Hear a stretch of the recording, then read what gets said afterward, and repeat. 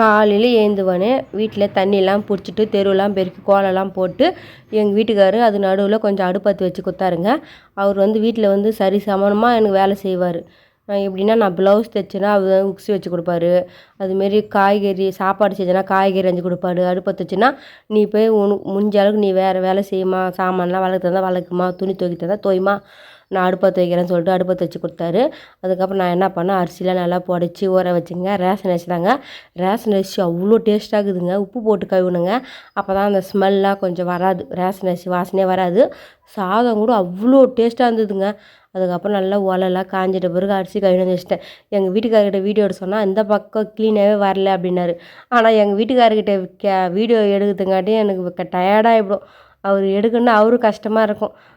அதனால தான் ஸ்டாண்டு மாட்டிடுவேன். அவர் வந்து கொஞ்சம் ரொம்ப நேரம் ஃபோன் வச்சுன்னு பிடிக்க மாட்டாங்க. அதுக்கப்புறம் அரிசி போடுற வீடியோ தான் எடுத்து கொடுத்தாரு. அதுக்கப்புறம் அரிசி வந்து நான் கொஞ்சம் கொஞ்சமாக அது கையில் போட்டேன். ஒலை கொச்ச பிறகு தாங்க அரிசி போடணும். அப்போ தான் சாப்பாடு நல்லாயிருக்கும். அதுக்கப்புறம் இதுமாதிரி சூப்பராக இயற்கையாக அடுப்பில் ஆகுது எங்களுக்கு பிடிக்கும் தான். நாங்கள்லாம் சின்ன வயசில் அடுப்பில் தான் ஆகணும். சிலிண்டர்லாம் நடுவில் வந்து தான் இருந்தாலும் இப்போ கேஸ்லேயே ஆக்கி பழக்கமாயிடுச்சா. எங்கள் வீட்டில் வந்து வெளியே வந்து சூரிய வெளிச்சம் காலையிலே வந்துடும். அதனால் வெயிலாகவே இருக்கும். அங்கே வந்து நாங்கள் சீட்டு எதுவுமே இல்லை. அதனால் வெயிலாக இருக்கிறதுனால ஆக்க முடியல. நம்ம நினைக்கிற டைமில் ஆக்க முடியல. அதான் கொஞ்சம் கஷ்டமாக கண்டி அடுப்பத்து வைக்கிறதுலாம் கஷ்டமே கிடையாது. எனக்கு அடுப்பில் ஆக்குறது ரொம்ப ரொம்ப ரொம்ப பிடிக்கும். கேஸ் விட அடுப்பில் தான் சாப்பாடு அவ்வளோ டேஸ்ட்டாக இருக்குங்க. அதுக்கப்புறம் நல்லா சாதம் கொச்சி வந்து பாருங்கள். சாப்பாடு நல்லா துவை விடுங்க. நல்லா சாதம் வேகட்டுங்க. மேக்ஸிமம் மூட்டை வச்சு தான் வாங்கிட்டு வந்து நாங்கள் மேக்ஸிமம் சாப்பிட்னு இருப்போம்.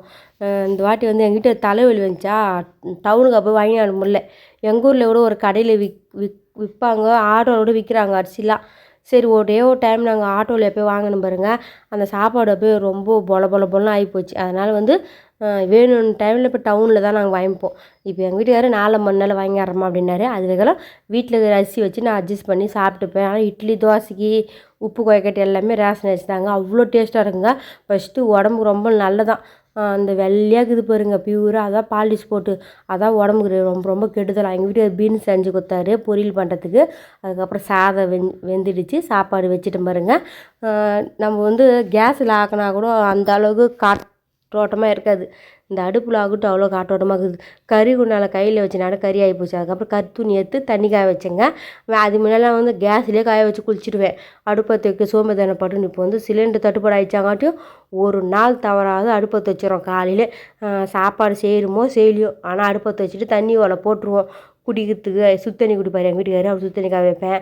குளிக்கிறதுக்கு தண்ணி வெயில் காலத்தோட நாங்கள் சுத்தண்ணி தான் குளிப்போம். பச்சை தண்ணி குளித்தா சளி பிடிச்சிதுங்க. அதுக்கப்புறம் ஒரு பக்கம் வந்து கலக்கா வத்தேன் நான் சாப்பிட்றதுக்கு. அதுக்கப்புறம் வரமிளகா வந்து வெத்தல் போட்டேன். அந்த வீடியோவை அப்லோடு பண்ணுறேங்க, மறக்காமல் பாருங்கள். அதுக்கப்புறம் சாப்பாடு குண்டா கறியாக இருக்குல்ல, அது எதுவுமே வச்சா வீட்டு உள்ளே கறியாகிடும். அதனால் வேறு பாத்திரத்தில் மாற்றிக்கணுங்க. இதுமாரி தான் நாங்கள் மாற்றிப்போம். கேஸில் ஆகினா மாற்ற மாட்டேன் ஒரு டைமு. அது வந்து வெளியே தான் இருக்கும் குண்டா. அதனால் அடுப்பில் ஆகினா மட்டும் வேறு பாத்திரத்தில் மாற்றி அந்த குண்டா வலிக்கு போட்டோம்னா மறுநாள் ஆகிறதுக்கு ஈஸியாக இருக்குங்க. இல்லை ரொம்ப கஷ்டமாயிடும்.